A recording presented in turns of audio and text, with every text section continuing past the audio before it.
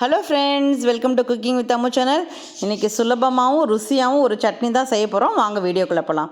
இந்த சட்னிக்கு தேவையான இன்க்ரீடியன்ஸ் பார்த்திங்கன்னா, பெரிய வெங்காயம் ஒரு 4 பெரிய வெங்காயம் எடுத்து வச்சுருக்கேன். லட்டு பூண்டு அப்படியே ஒரு பெரிய பூண்டை வந்து எடுத்திருக்கேன்.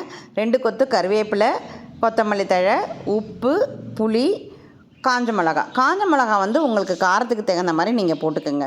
இந்த கருவேப்பிலை கொத்தமல்லி ஒரு 2 கொத்து இருந்தாலே போதும், நல்லா டேஸ்ட்டாக இருக்கும். இது வந்து நம்ம இன்றைக்கி வதக்கிலாம் செய்ய போகிறதில்ல, அப்படியே இந்த எல்லா இன்க்ரீடியன்ஸையும் அப்படியே மிக்ஸி ஜாரில் போட்டு நம்ம பச்சையாக அரைக்க போகிறோம் நம்ம.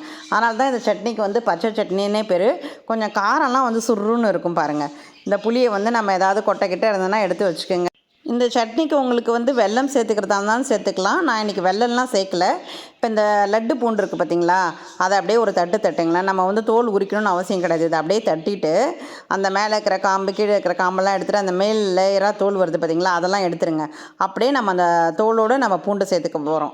இது ஒரு ருசியாக இருக்கும். இந்த தோல் வந்து உரித்து சேர்க்குறது ஒரு ருசியாக இருக்கும்னா அந்த தோலோட இதை பாருங்கள் ரெடி பண்ணி வச்சுட்டு பாருங்கள். இதை அப்படியே நான் எடுத்து போட்டுக்க போகிறேன். இப்படியே லைட்டாக இப்படி ஒரு பசைஞ்சிங்கனாலே அந்த மேலே இருக்கிற லேயர் தோலெல்லாம் அப்படியே வந்துடும்.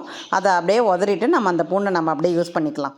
அது மாதிரி வெங்காயமும் பார்த்திங்கன்னா, நீங்கள் அந்த தோலை உரிச்சிட்டு அப்படியே நம்ம ரஃப்பாக கட் பண்ணி வச்சுக்க போகிறோம். நம்ம இது எல்லாத்தையுமே நம்ம எதையுமே வதக்க போகிறதில்ல. இதை பாருங்கள், நான் காமிக்கிறேன். வெங்காயம் கட் பண்ணி வச்சுட்டேன். தோலோடு பூண்டு வச்சுருக்கேன். இந்த கருவேப்பிலை, கொத்தமல்லி எல்லாம் ஒரு கொத்து எடுத்து வச்சுருக்கேன்.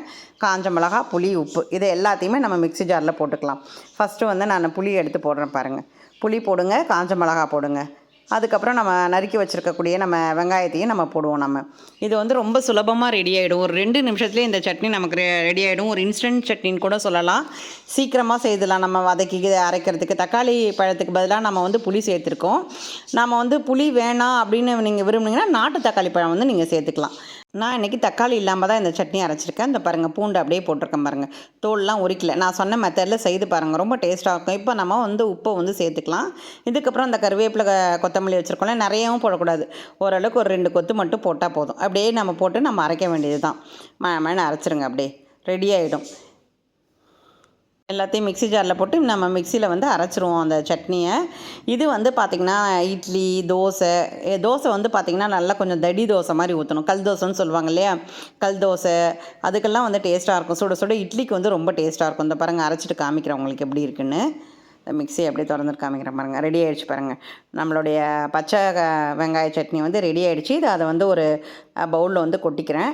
எங்கள் வீட்டில் வந்து பசங்க இருக்கனால கொஞ்சம் எண்ணெய் கேட்பாங்க. அதுக்காக நான் என்ன பண்ணுறேன், கொஞ்சம் சூடாக எண்ணெயை காய்ச்சி இதில் ஊற்றிக்கிறேன். ஆக்சுவலாக வந்து எண்ணெய்லாம் ஊற்றக்கூடாது இதில். பசங்க சாப்பிட்றதுனால நான் கொஞ்சம் சூடாக எண்ணெய் எடுத்து ஊற்றிக்கிறேன். எண்ணெய் கொஞ்சமாக ஊற்றிட்டு அது வந்து ஒரு லைட்டாக புகை வரும் பாருங்கள். அப்போ அந்த எண்ணெய் வந்து காஞ்சிருச்சுன்னு அர்த்தம். அந்த ஸ்டேஜில் நம்ம வந்து அந்த சட்னியில் தூக்கி அப்படியே ஊற்றிக்கலாம். ஆக்சுவலாக வந்து இது எண்ணெய் இல்லாமல் செஞ்சால் தான் அது டேஸ்ட்டாக இருக்கும். இது பசங்களுக்காக தான் நான் எண்ணெய் ஊற்றிக்கிறேன். இது ஆப்ஷனல் தான், இதோடு நிறுத்திக்கலாம் நம்ம. பாருங்கள், இப்போ அப்படியே சூடாக கொஞ்சம் எண்ணெய் ஊற்றிடுறேன். ஊற்றிட்டு அப்படியே வந்துட்டு ஒரு ஸ்பூன் வச்சு அப்படியே கலக்கி விட்ருங்க. பச்சை சட்னிக்கு வந்து எண்ணெயே நம்ம காய்ச்சி ஊற்றக்கூடாது. ஆனால் வந்து குழந்தைங்க இருக்கனால அவங்க கொஞ்சம் எண்ணெய் காருது அப்படின்னு சொல்லுவாங்கன்றனால நான் வந்து எண்ணெய் சேர்த்துருக்கேன். இந்த பச்சை வெங்காய சட்னிக்கு எண்ணெய் இல்லாமல் தான் சாப்பிடணும் நம்ம.